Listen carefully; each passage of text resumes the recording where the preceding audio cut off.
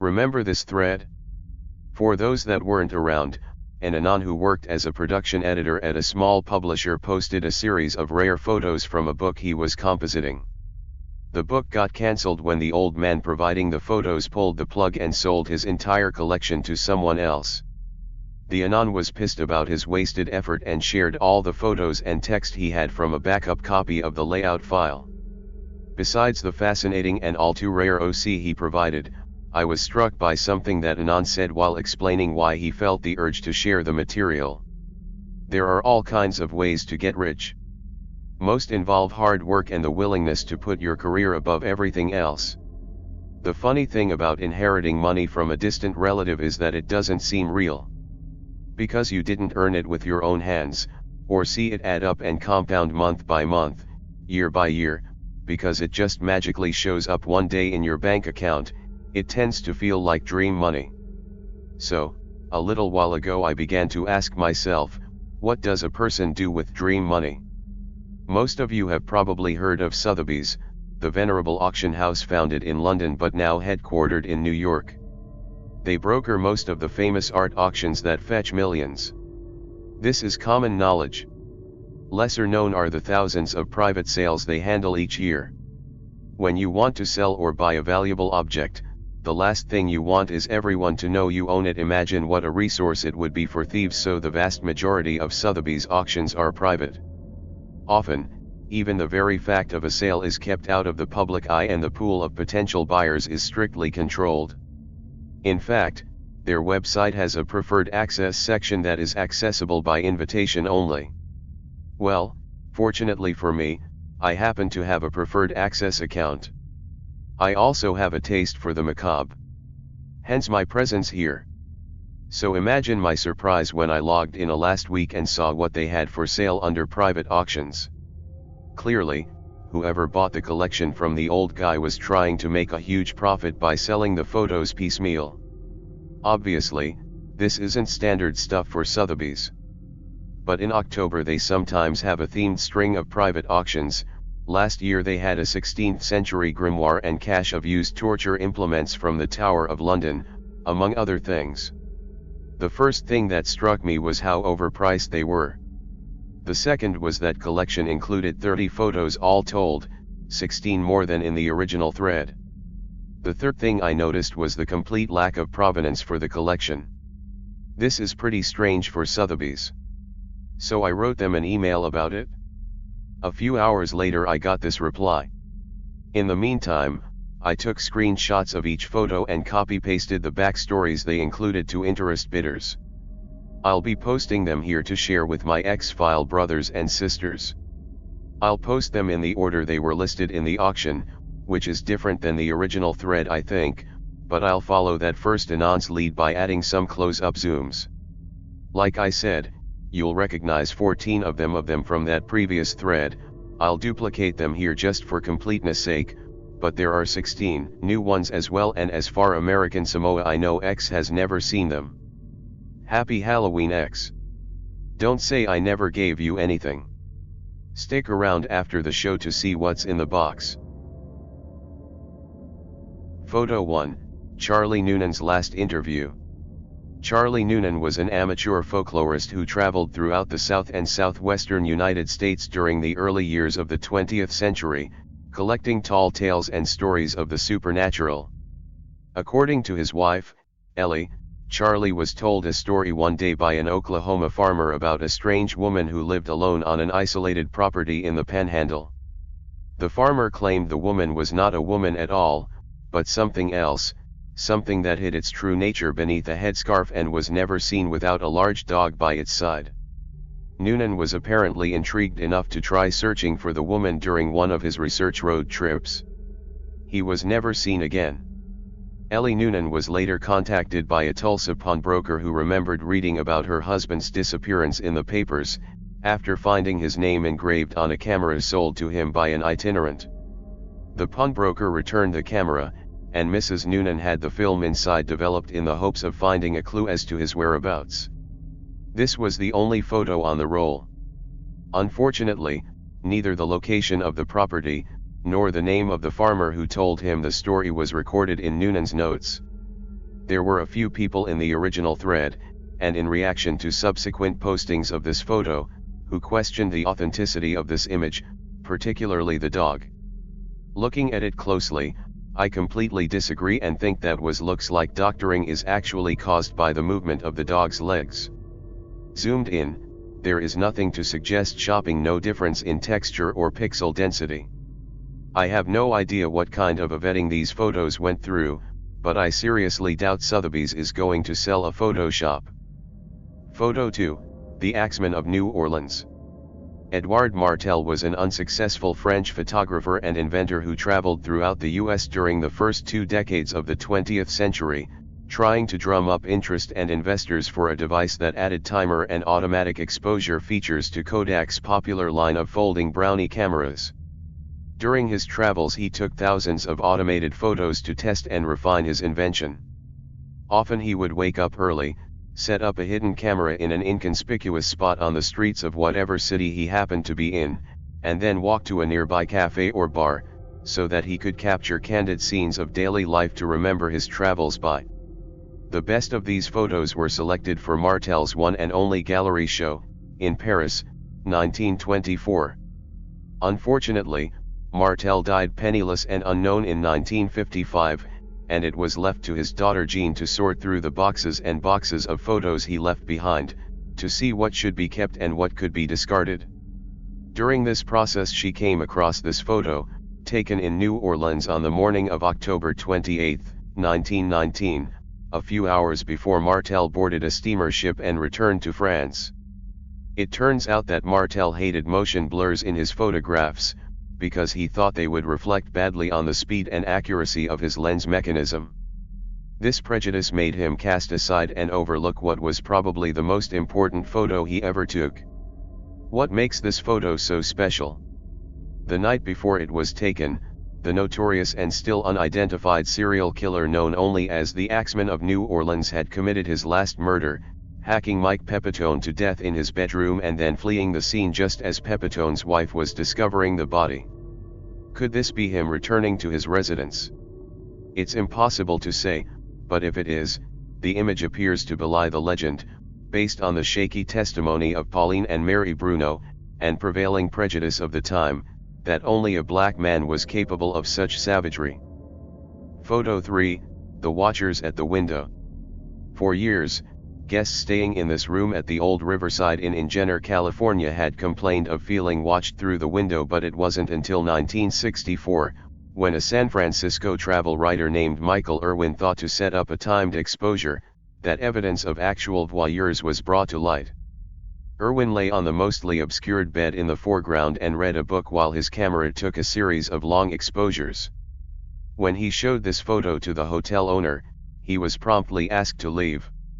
2 days later the owner was dead by his own hand and Irwin was left with a creepy picture and an unsolved mystery. The identities of the children remain unknown. Photo 4, The Grand Caverns Cryptids.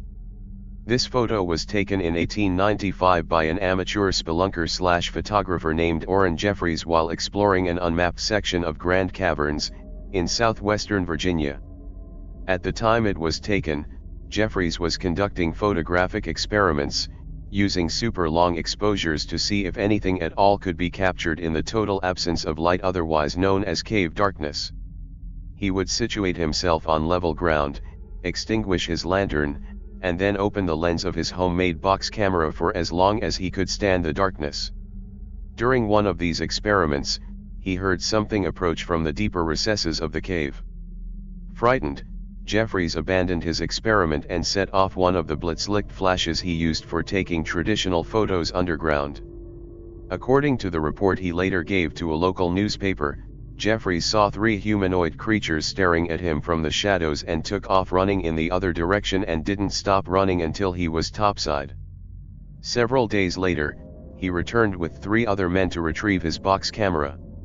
This is the image that was recorded on the film inside. Photo 5, Ida in the Archives. Tim Stewart had only been working at the Cumberland County Archives for a little over 2 months when he took this photo, which allegedly captures the ghost of Ida Clark, an undersized, misshapen child who was taken down there and raped and murdered by her custodian uncle in 1953. In the afterlife, Ida evidently enjoys displacing objects and whispering in the ears of anyone caught alone in the archives. Turnover of the staff there had always been abnormally high, but rumors of this photo have made it almost impossible to keep employees for very long. Photo 6, the Collinwood Fire. This is the last known photo taken inside the Lakeview School in Collinwood, Ohio before it was consumed by fire on March 4, 1908, killing 172 students, 2 teachers, and 1 rescuer. The fire started when a ceiling joist ignited from a nearby steam pipe. Flames blocked escape routes, leading to panic and a stampede that trapped a large number of victims in a stairwell, where they were cooked alive. Additional casualties were incurred when burning students jumped from second and third-story windows. Everyone in this photo perished, except for Mr. Olson, seated at the far right in the back row. The spectral artifacts in the photo remained unexplained. Photo 7, the Cornfield Cannibal. When Francis Dodson turned 7 in 1960, his parents gave him a relatively inexpensive 35mm camera. The following summer, the 3 of them toured Iowa and Nebraska in a Chevy Apache pickup truck outfitted with an Alaskan camper shell. Fran liked to stay in the camper while his parents drove and take roll after roll of random shots out the back as they rode down the road. He took this one somewhere outside Dubuque. When the roll was developed and his parents saw the photo, they asked Fran what he had seen. He allegedly replied, "A dead black man, holding a white man's head by the hair." Who or what the photo actually depicts has never been conclusively determined. Photo 8, what killed Jane Doe? Drag marks in the leaves and mud led Ohio hunter Earl Guthrie to this bizarre scene in 1959. He found a young, still unidentified female victim dead, pale and withered, as if, in his own words, something had drank her dry. Her arms were embedded deeply into the soft earth beneath her and pinned back at an extreme angle. Her face was turned away and contorted, as if in pain or terror. Arriving first, a local photographer aiding the police took one quick shot before an overwhelming sense of dread drove him back to the gravel road where he had parked. State police arrived several minutes later, but when they returned to the scene the body was gone. Pareidolia is certainly in play, but one can't help but see in the bushes behind this poor woman some demonic mirror of whatever it was that took her. Photo 9, the disappearances of Mrs. Urano. During her later years, Josephine Urano would take a walk every evening at dusk around her beloved neighborhood in Norwich, Connecticut. On November 12, 1935, she set out as usual and never returned. Extensive searches were conducted by a large team of volunteers and the Norwich police force, but no sign of her was ever found. 3 years later, Mrs. Urano was found in front of a neighbor's house, without a mark on her body and in perfect health. When asked where she had been, Mrs. Urano was unable to understand the question. From her point of view, no time had passed at all. Against the advice of her neighbors and her doctor, she refused all medical treatment and resumed her life as if nothing had ever happened, including the nightly walks. Another neighbor snapped this shot of her in the fall of 1938. Clouds of smoke from piles of burning leaves give it an appropriately eerie feel. On the same date in November, 1940, 5 years after her initial disappearance, Mrs. Urano vanished again. This time she was never seen again. Photo 10, the Harlow Twins. 1938, Evergreen Park, Illinois, outside Chicago. Billy and Stevie Harlow were riding in the front seat with their mother Tammy when their Ford sedan collided head-on with a Chrysler. During the collision, the cars spun in such as a way as to impact 2 additional vehicles. Tammy Harlow survived, but the boys were ejected through the windshield and killed instantly. A crime scene photographer from the local paper took this shot as a crew of volunteers worked frantically to free John Downing, the driver of the Chrysler. It appears that little Billy and Stevie stuck around to watch. Photo 11, the Minister's Secret. In life, Reverend Allen Yarborough was a respected minister in the small village of Wickford, Rhode Island. In death, he became a regular spirit visitor to the seances held by Anne-Marie Cotilliano, a local medium. During his manifestations, Yarborough, speaking through Cotilliano, would often make cryptic references to a series of secret crimes that he had committed, for which he was never fingered or punished.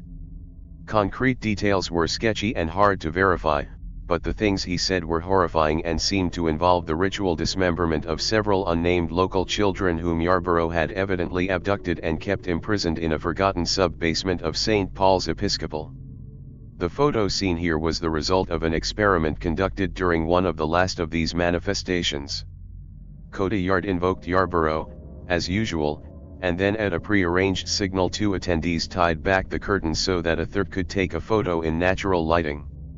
Opinions differ on whether the distorted visage reflects the torture of the damned or the ecstasy of bloodletting. Photo 12, The Sallow Man. This photo of a typical turn-of-the-century London tenement was taken by an amateur photographer named Michael Oliphant, using a box camera in 1911. He was drawn to this particular set of flats by persistent rumors that the building was haunted by a tall, sallow man who had a terrible habit of leaning over and staring at tenants while they slept, only to scare the living daylights out of them when they awoke.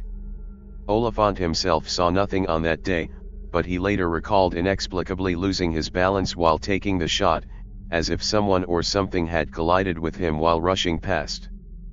Photo 13, The Spectre of Viola Peters. Viola Peters was a well-born spinster who lived alone in the small rural town of McCaseville, Georgia. She was much loved in her community for her charitable contributions to the Baptist Church, the soup kitchen, and the local orphanage, especially during the Depression, when those institutions subsisted almost entirely on her largesse. In July of 1935, Viola was brutally raped and murdered by a drifter named Tom Cullen, who had worked briefly at the nearby copper refinery.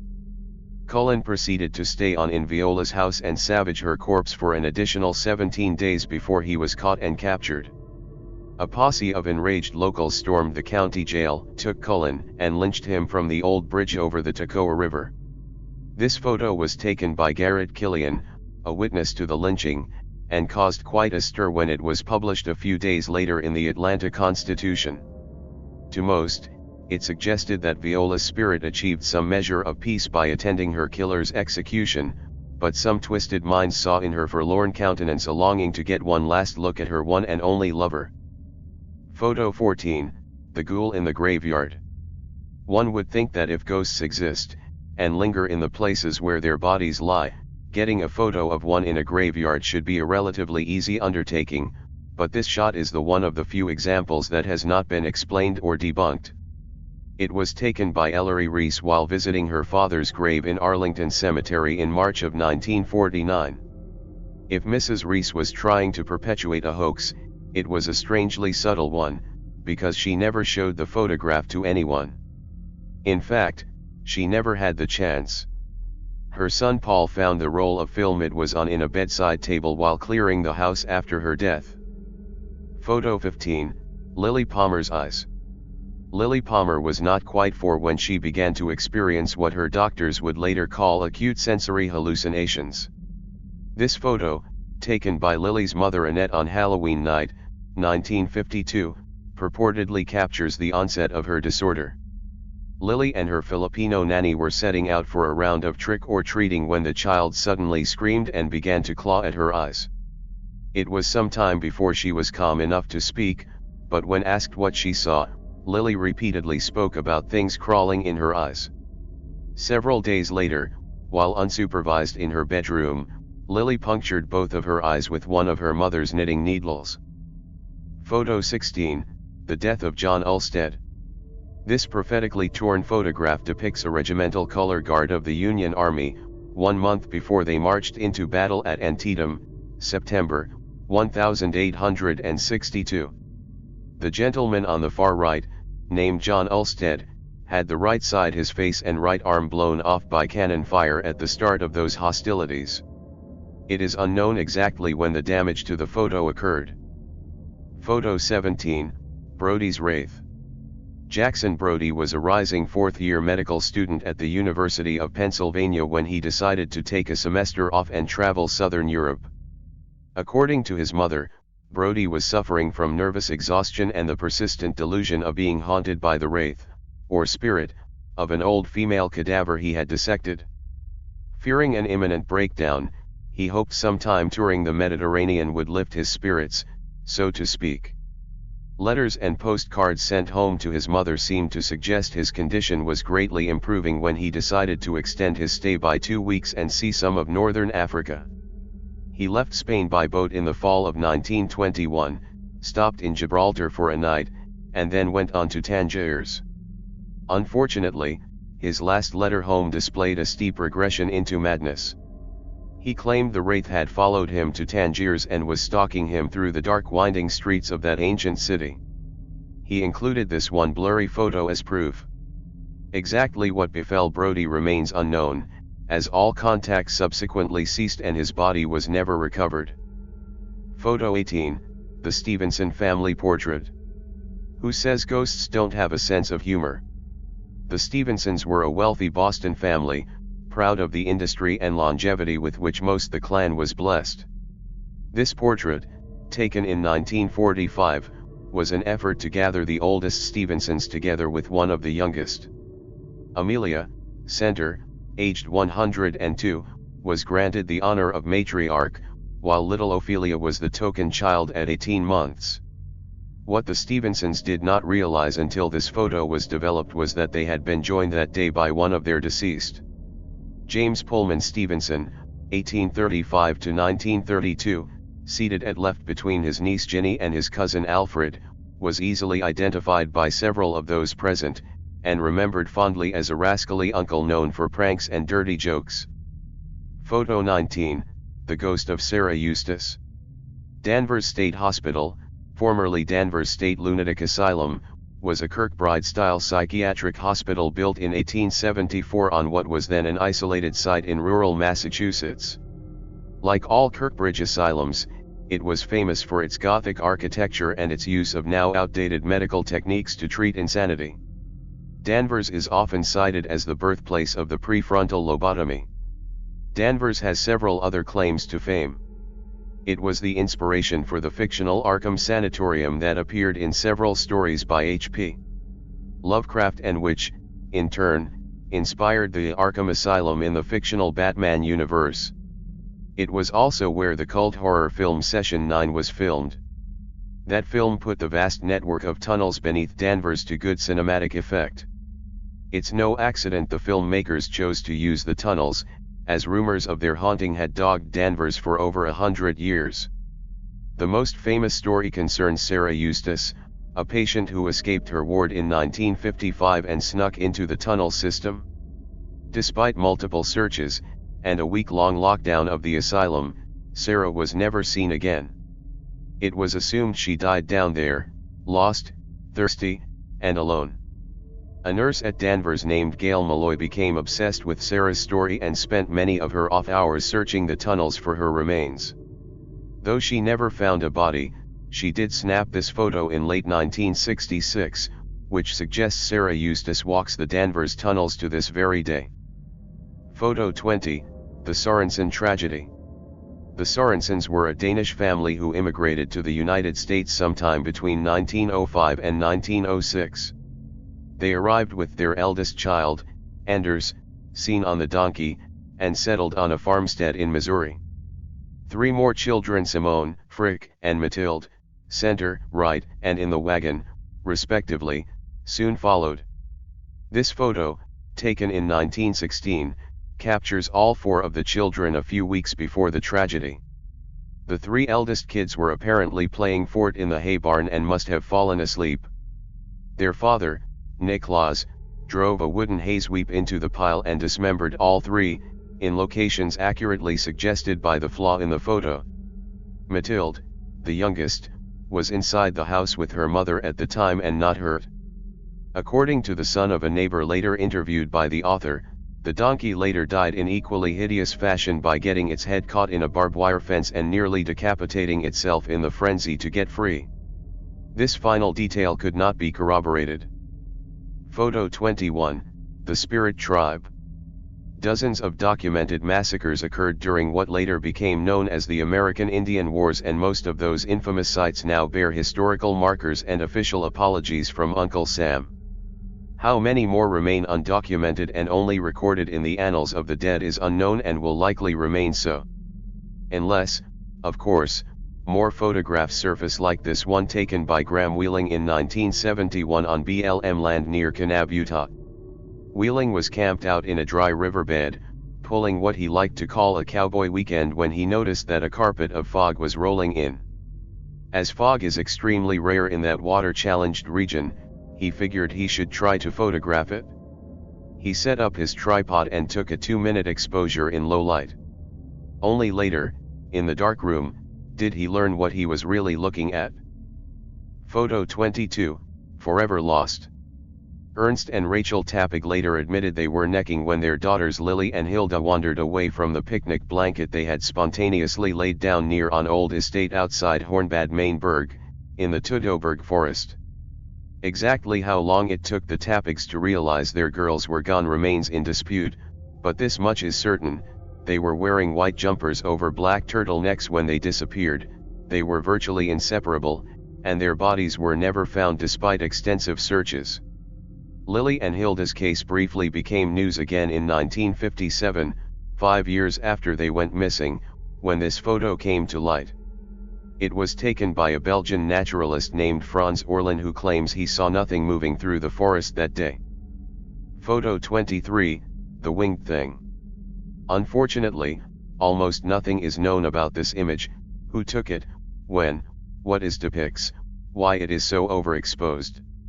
In early 1968, several months after the Mothman sightings in Point Pleasant, West Virginia, a vintage silver print of it was mailed, without return address and in a plain yellow envelope with a heavyweight clasp, to the Special Collections Division of the New York Public Library.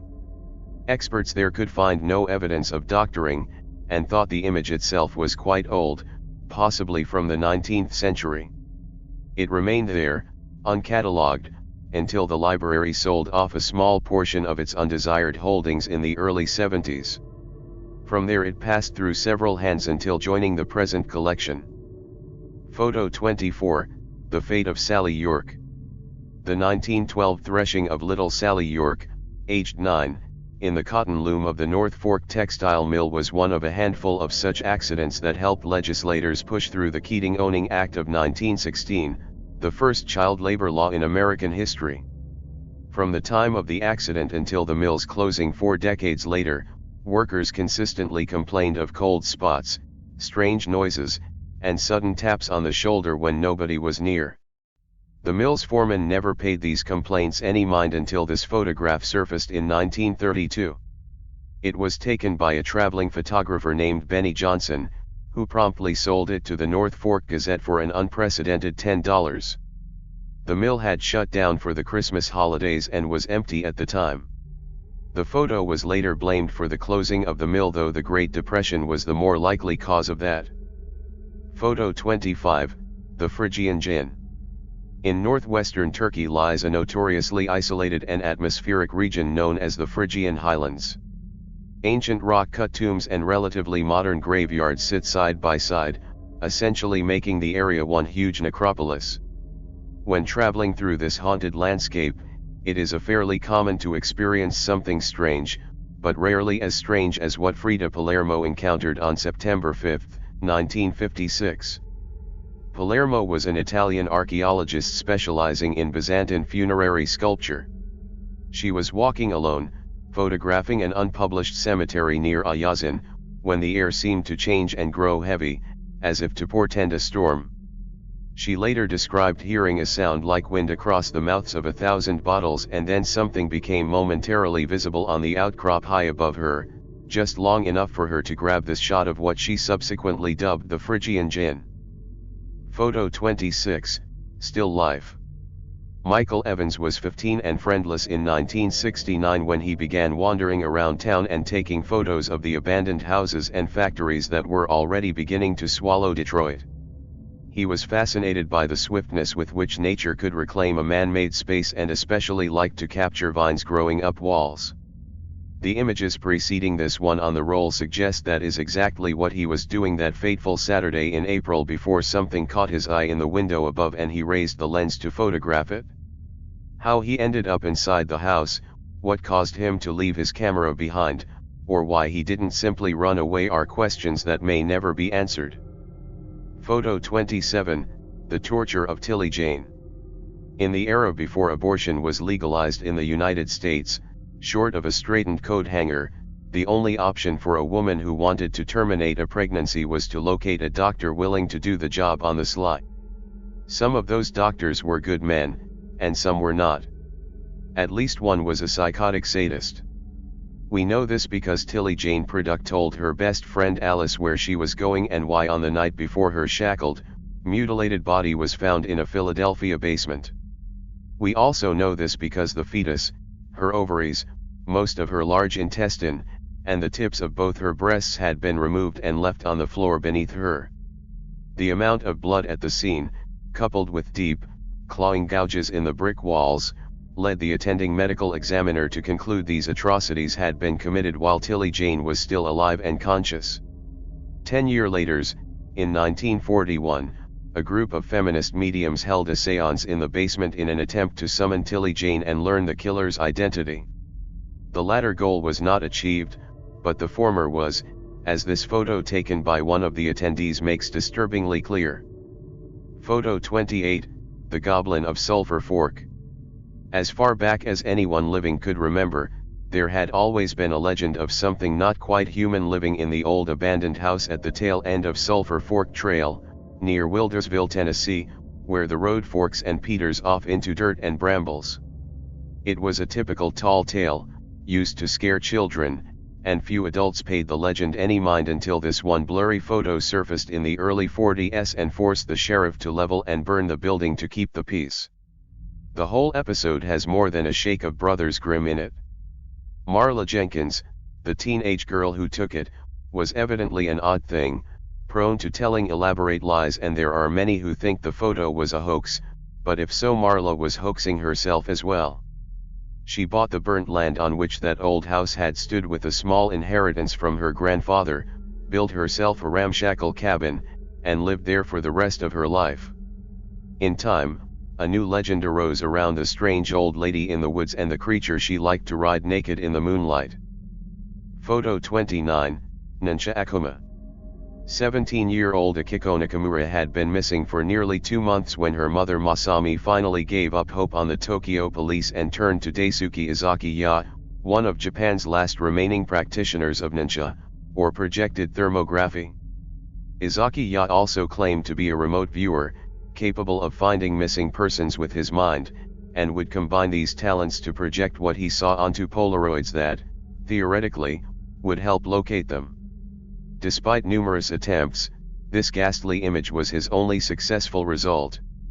According to Izaki-ya, the shining object is a mirror, used to deflect psychic intrusions, and the reason his further attempts failed. According to Masami, the thing holding it is an akuma, or demon. When asked later whether the image had helped her locate her daughter, Masami was curt and blunt. "Yes," she said, "my daughter is in hell." Photo 30, The Trinity Deception. This is one of several famous photographs taken of the first ever nuclear detonation. Conducted by the U.S. Army on July 16, 1945, in the White Sands Proving Ground, located in the Jornada del Muerto Desert, about 35 miles southeast of Socorro, New Mexico. The setting off of this implosion-designed plutonium device, the same method used in the Fat Man device dropped on Nagasaki, ushered in the atomic age and the eventual arms race between the United States and Russia. Only a handful of people were aware that this photo was cropped before it was ever released to the public, and they are all now dead. One of them was the original photographer, who gave the author a copy of the original on the condition that it be kept out of the public eye until such a time that the citizens of the world could handle the ramifications of what it depicts. So, at the start of this thread I asked a question that probably seemed rhetorical. What do you do with dream money? If you're a normal person, the answer is obvious. You buy a dream, for yourself or someone you love. Those of us who like the dark and the things we decorate it with do things a little differently. So what did I do? I bought myself some nightmares.